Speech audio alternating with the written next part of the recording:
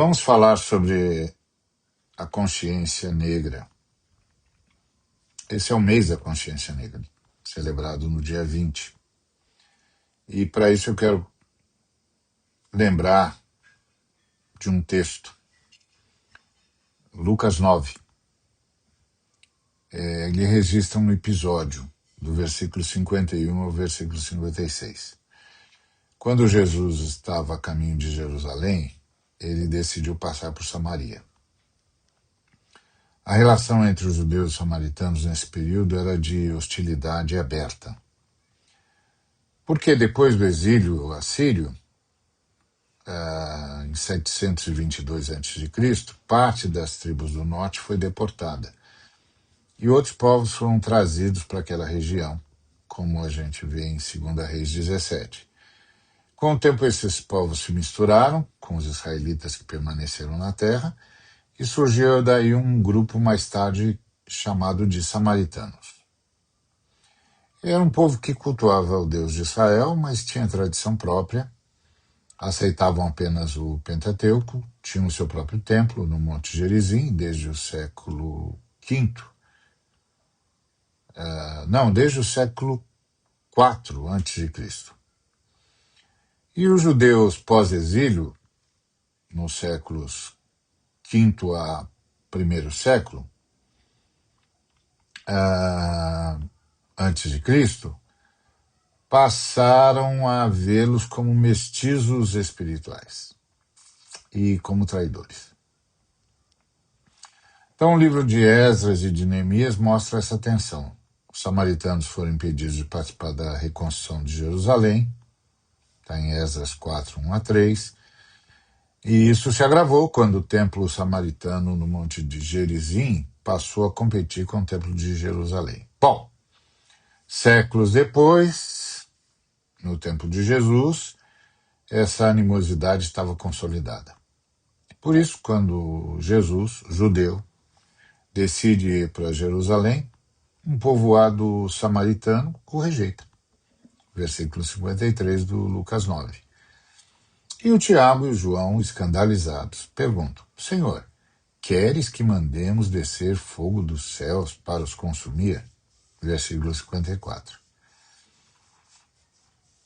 O pedido deles, claro, ecoa episódios como Elias chamando fogo do céu contra os soldados, lá em 2 de Reis, capítulo 1, do versículo 10 ao versículo 12.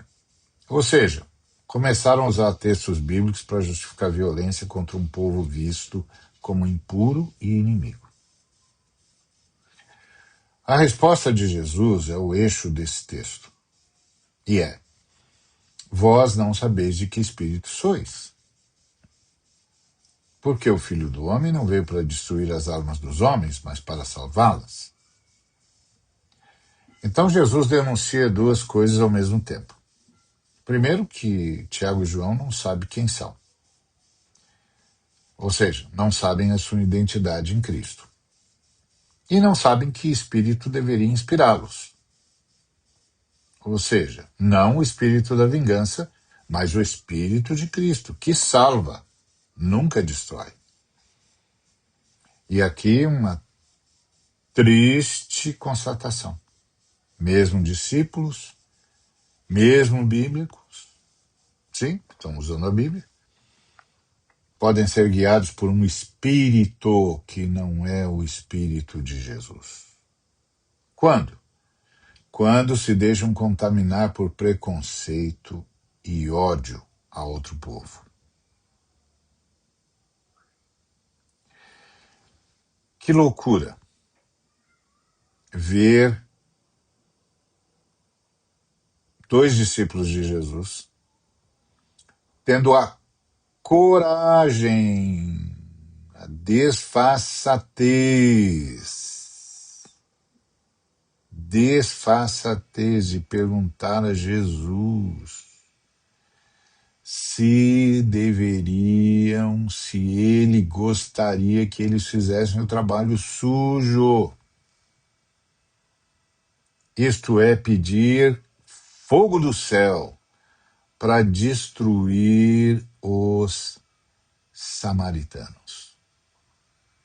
eles se tornaram como alguns judeus, ou melhor, muitos judeus, que oravam agradecendo por não serem gentios, escravos ou samaritanos.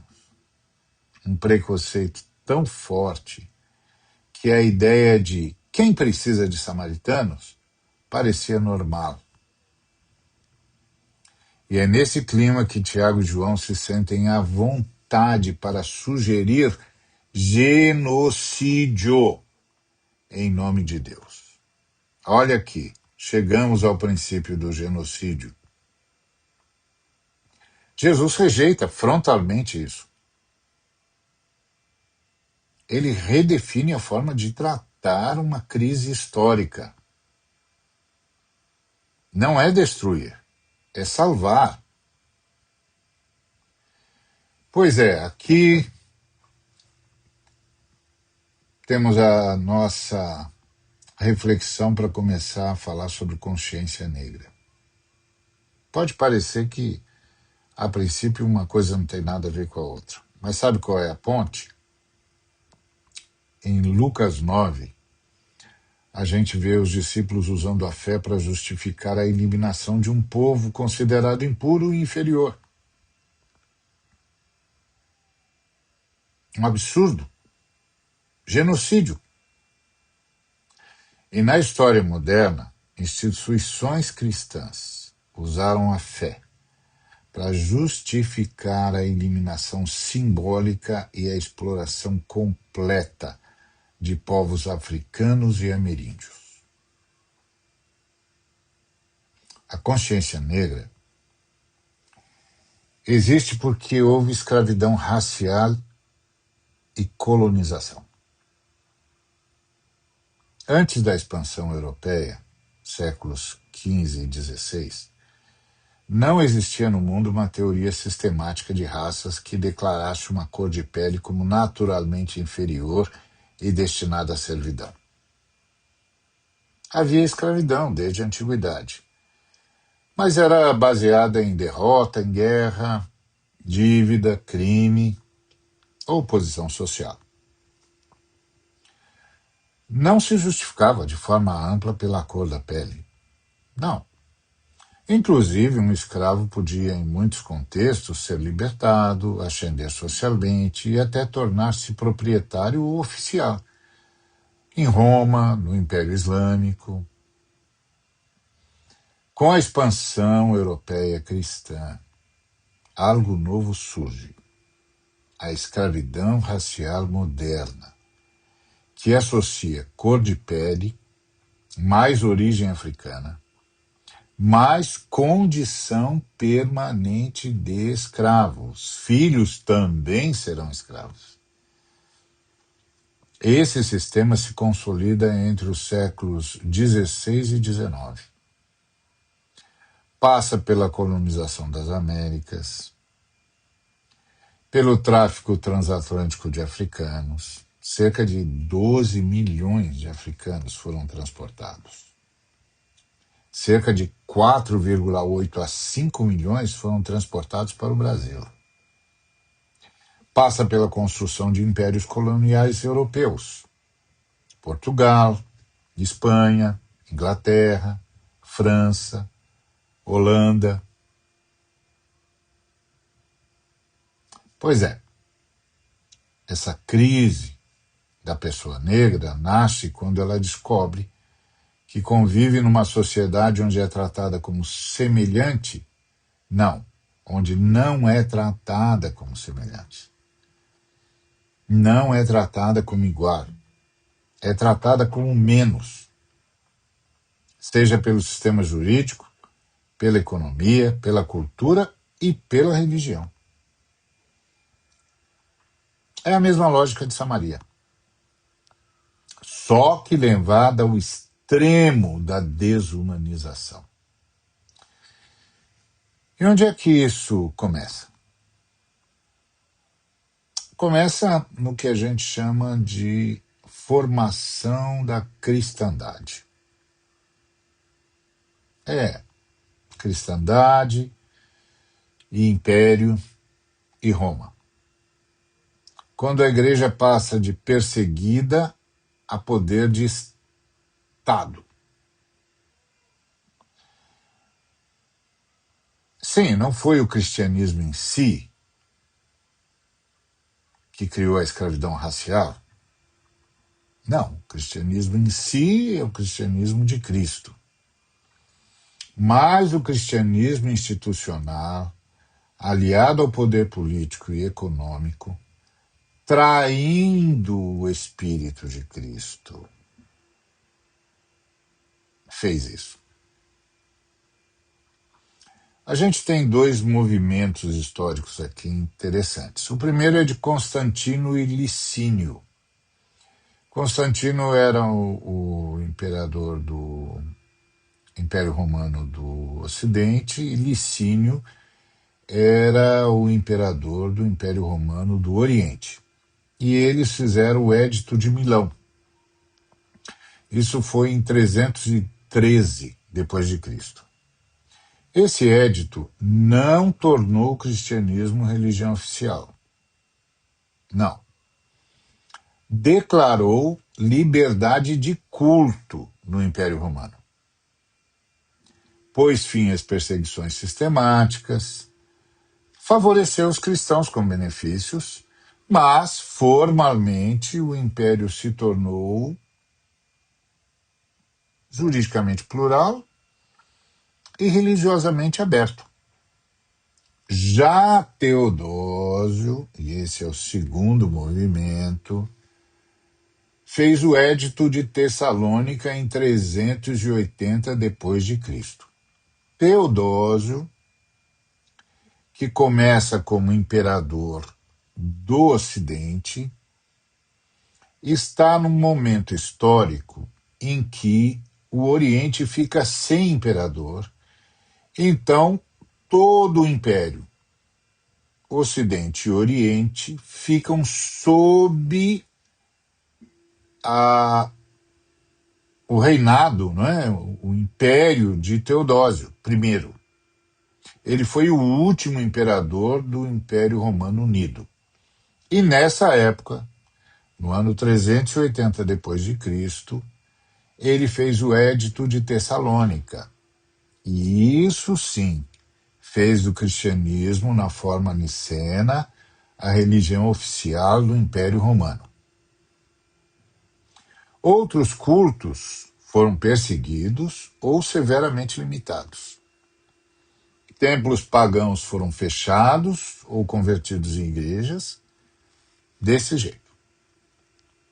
O curioso é que, até o século III, a norma de muitos cristãos era: ou você é do Império, ou você é de Cristo. Era muito comum cristãos abandonarem cargos públicos ou a carreira militar por entenderem que fidelidade a Cristo excluía fidelidade ao imperador.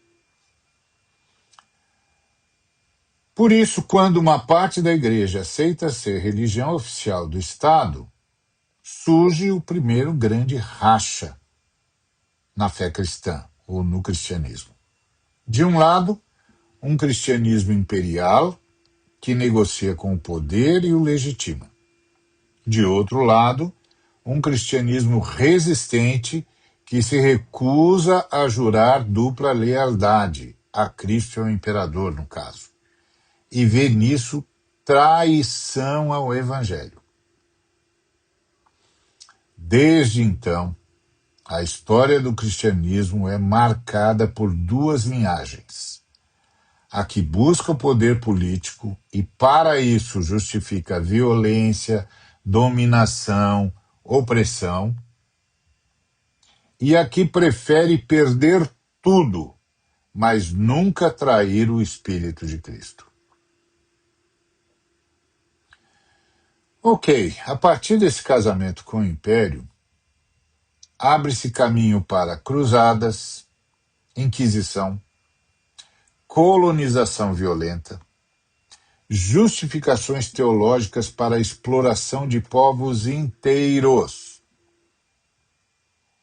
Prevalece o espírito de Boanerges, que foi o nome pelo qual Cristo chamou os irmãos João e Tiago. Boanerges, filhos do fogo, gente que quer destruir. Pois é o espírito de Boanerges. Quando esse espírito de Boanerges encontra a colonização nas grandes navegações no século XV e XVI, reinos cristãos europeus, Portugal, Espanha e depois Inglaterra, França e Holanda, saem pelo mundo em busca de rotas comerciais, metais preciosos, terras e mão de obra. Para legitimar isso, para legitimar esse espírito de Boanerges, papas emitem bulas como Dum Diversas, em 1452. Papa Nicolau V autoriza o rei de Portugal a subjugar sarracenos, pagãos e outros infiéis, reduzindo-os à servidão perpétua. Outra encíclica, Romanus Pontifex, outra bula papal, 1455. Amplia esses poderes, o mesmo Papa, né? Justificando a conquista de terras e pessoas. Depois nós temos outra bula papal, a Intercaetera, 1493. O Papa Alexandre VI divide o Novo Mundo entre Espanha e Portugal. Isso se tornou a base direta da chamada doutrina da descoberta, que é o nome que se dá ao que esses documentos acabaram formando, uma doutrina do descobrimento. Ou seja, tudo que não é terra cristã pode ser conquistada. Seus habitantes podem ser subjugados para o bem da fé e para a riqueza da cristandade. Isso é exatamente o oposto de Lucas 9. A coisa ficou assim. Em vez de não vim destruir as almas dos homens, o que passou a ser praticado é lícito dominar, explorar e, se necessário, matar em nome de Cristo. Aquilo deu nisso. Teólogos e pregadores ajudaram a fabricar justificativas, tais como o mito da maldição de Cã, uma deturpação de Gênesis 9, usada para dizer que africanos eram amaldiçoados e destinados à escravidão. Biblicamente, quem foi amaldiçoado foi Canaã, não Cã, como um todo. Canaã, um dos filhos de Cã. E isso deu origem à guerra de juízo dos cananeus com o general Josué, outra história. Não tinha nenhuma referência à cor de pele. Aliás, essa teologia, essa doutrina do Cã, surge séculos depois para legitimar o tráfico atlântico. Outra ideia que surge é de que a escravidão seria um mal necessário, ou até um bem, para tirar o africano do paganismo e dar-lhe a chance de salvação. Sabe, no mundo luso brasileiro, ordens religiosas como beneditinos, jesuítas, carmelitas foram grandes proprietárias de escravos. A Companhia de Jesus, em particular, administrou engenhos, fazendas e aldeamentos que dependiam da mão de obra escrava. Pregadores brilhantes como o padre Antônio Vieira, que condenaram a escravização dos ameríndios, frequentemente toleraram ou justificaram a escravidão de africanos, com argumentos, entre aspas, espirituais. Ou seja, o espírito de Boanerges, fogo do céu para destruir o outro, se revestiu de batina e Bíblia, usando Jesus contra o próprio espírito de Jesus Cristo. Começou uma luta dentro do cristianismo desde o século IV. Aqui foi ganhando uma configuração específica: escravistas versus abolicionistas. Bom, não é honesto dizer apenas o cristianismo estabeleceu a escravidão racial. Não. Historicamente, é mais fiel dizer setores da cristandade histórica, aliados ao poder econômico e político, traíram o evangelho e criaram, difundiram a escravidão racial, usando a linguagem cristã como capa. Em contrapartida, outros setores cristãos, lendo a mesma Bíblia, se levantaram contra isso e foram a base espiritual de quase todos os grandes movimentos abolicionistas. A gente tem exemplos históricos. Os Quakers, a Sociedade dos Amigos, entre o século XVII e século XVIII, na Inglaterra e nos Estados Unidos da América, essa pequena comunidade cristã, com ênfase na direção do Espírito Santo, no silêncio e na igualdade, aos poucos discernem em oração comunitária que a escravidão é totalmente incompatível com o Evangelho.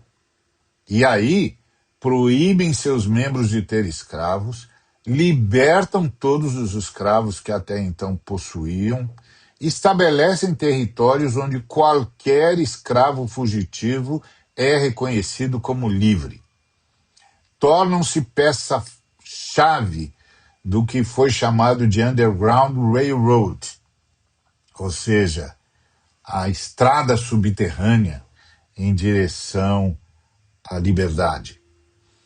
E se tornam peças-chave em movimentos abolicionistas, tanto na Inglaterra como nos Estados Unidos. Metodistas, John Wesley, século XVIII, tomam posição. John Wesley escreveu textos ferozes contra a escravidão, como Pensamento sobre a escravidão, em 1774.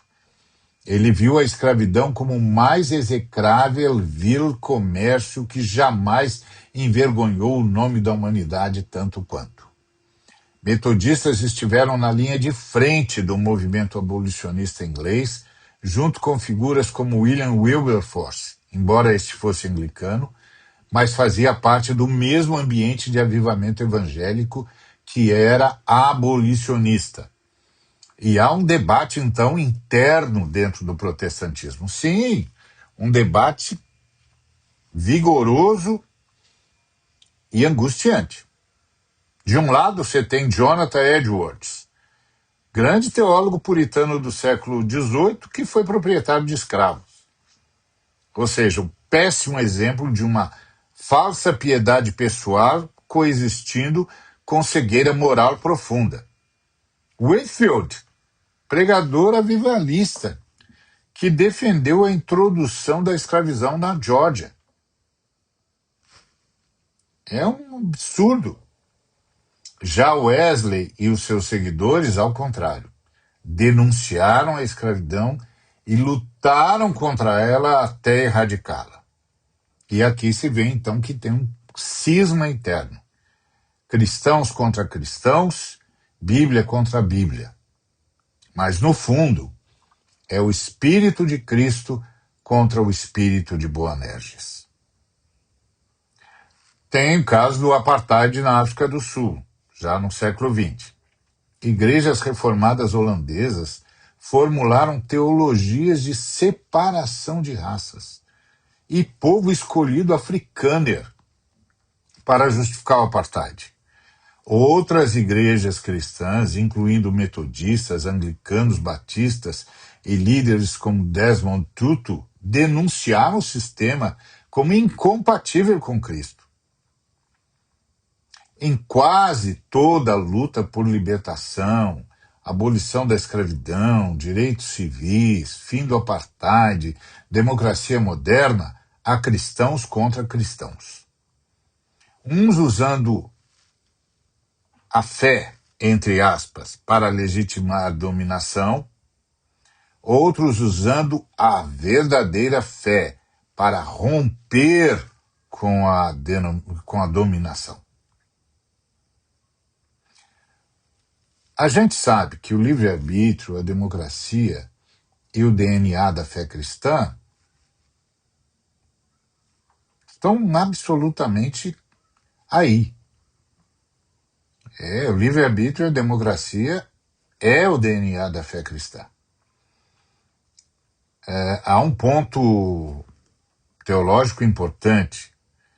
O cristianismo, especialmente na sua vertente bíblico-missional, rompe com visões deterministas absolutas do tipo tudo está fixado pelo destino, ou karma, ou fatalismo cósmico. Na Bíblia, para eles, Deus é soberano, mas chama o ser humano à responsabilidade, à escolha, à conversão. Como diz Deuteronômio 30:19, escolhe, pois, a vida. Ou, como diz João 8:36, se o Filho vos libertar, verdadeiramente sereis livres. Então, há um cisma no cristianismo. A ideia moderna da democracia, o povo decide, poder limitado, direitos pessoais, nasce em contexto profundamente marcado por valores cristãos, tais como igualdade e igualdade fundamental de todas as pessoas diante de Deus, ou dignidade da consciência pessoal, a desconfiança de poderes absolutos. Então, mesmo onde não há conversão explícita a Cristo, muitos povos e movimentos absorveram esses valores do Cristo: liberdade, responsabilidade, direitos. Inclusive é nesse sentido que se pode dizer que a luta por democracia no mundo não cristão, é influenciada, ainda que indiretamente, por uma visão cristã de liberdade e dignidade, mesmo que quem lute não seja cristão, por causa do cisma entre os cristãos, na verdade, por causa da mensagem do Cristo, que é a mensagem de libertação. Agora, o Brasil, a gente tem de lamentar uma série de coisas.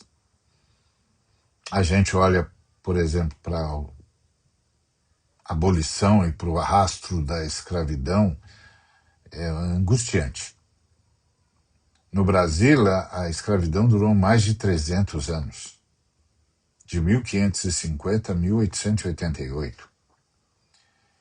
E foi essencial para a economia colonial e imperial. Imagina, esse país foi construído pela mão de obra escrava. Algumas coisas são importantes que a gente se lembre. Primeiro, o Brasil foi o país que mais recebeu africanos escravizados nas Américas. Cerca de metade de todo do total do tráfico. A abolição, a Lei Áurea de 1888, não foi acompanhada de reforma agrária, de políticas sistemáticas de inclusão social, de indenização às pessoas escravizadas. Pelo contrário, os ex-escravizados, os ex-escravos foram largados à própria sorte, sem terra, sem educação, sem direitos reais. Muitos foram expulsos das fazendas.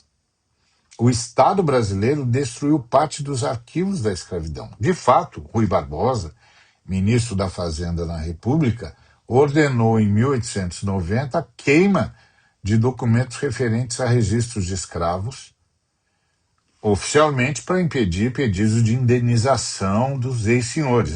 Os ex-senhores de escravos queriam ser indenizados. Olha o absurdo. Mas o resultado disso foi que sobrenomes negros, em geral, são nomes de antigos proprietários ou de senhores de engenho, que é uma enorme ruptura de memória e de genealogia. Milhões de pessoas sem saber exatamente de onde vieram, quais as suas famílias, quais as etnias africanas os originaram. E a estrutura de desigualdade permanece. A maioria da população carcerária é negra. Maiores índices de homicídio, pobreza, desemprego, subemprego recaem sobre pretos e pardos. A representação política, midiática e econômica ainda é marcadamente branca e elitizada. Isso é herança direta da escravidão, que, por sua vez, foi justificada e sustentada por séculos por teologias produzidas dentro da cristandade, desse segmento do cristianismo que traiu Jesus Cristo. Então a gente precisa ver a consciência negra como consciência cristã, que exige reparação e conversão. A consciência negra, assim entendida, não é só um tema racial, mas é um tema cristão. É olhar para a história e reconhecer que boa parte do que hoje chamamos de mundo cristão construiu sua riqueza sobre 4 séculos de servilismo, de apagamento e de desumanização dos povos africanos e de seus descendentes. É ouvir Lucas 9 e perguntar: de que espírito nós somos? Nós somos dos que pedem fogo do céu contra o outro, ou dos que se ajoelham com o outro e por ele contra toda a lógica de dominação? A Bíblia diz que Deus fez que os egípcios entregassem bens aos hebreus ao saírem da escravidão. E aqui tem um princípio de reparação histórica e econômica. Não basta libertar, entre aspas, e mandar embora. É preciso reconhecer o roubo histórico e devolver dignidade e meios de vida. Por isso, uma postura cristã coerente hoje não é só não ser racista, mas é ser antirracista. Não é dizer não fui eu, foram meus antepassados, mas assumir que eu me beneficio de estruturas que eles criaram. Em Cristo sou chamado a corrigir, a superar, a reparar. Honro os meus ancestrais não repetindo seus erros, mas levando adiante a luz que eles não alcançaram. Porque é isso que a fé cristã trabalha como louvor à ancestralidade. A gente louva a ancestralidade levando-os aonde eles não conseguiram chegar. Por isso a gente anda em direção à luz, que é onde no fim todo ser humano quer chegar, e os nossos ancestrais também. Pois é, temos um cisma permanente. E o que move esse cisma é a pergunta: qual espírito nos move? Desde o século IV, o cristianismo vive esse cisma prático, ainda que muitas vezes silencioso. De um lado, um cristianismo que busca poder, status, aliança com o Estado e aceita justificar qualquer violência para garantir influência. Aceita justificar qualquer violência se isso garantir influência. Nós vimos isso no governo passado. E ainda estamos vendo no remanescente daquele governo e dos que o apoiaram. Isso de um lado. Do outro lado, nós temos um cristianismo que se lembra de Lucas 9 e ouve Jesus dizer: eu não vim para destruir as almas dos homens, mas para salvá-las. Esse cisma reaparece em escravidão versus abolicionismo, apartheid versus movimento anti-apartheid, racismo institucional versus teologia negra e movimentos de base e comunidades de fé libertadoras, igrejas que se ajoelham diante do Estado versus igrejas que dizem: não podemos jurar dupla fidelidade, nosso rei é outro. No fim, a pergunta se torna pessoal e comunitária. De que lado dessa história eu e você estamos? Com quem a gente se identifica?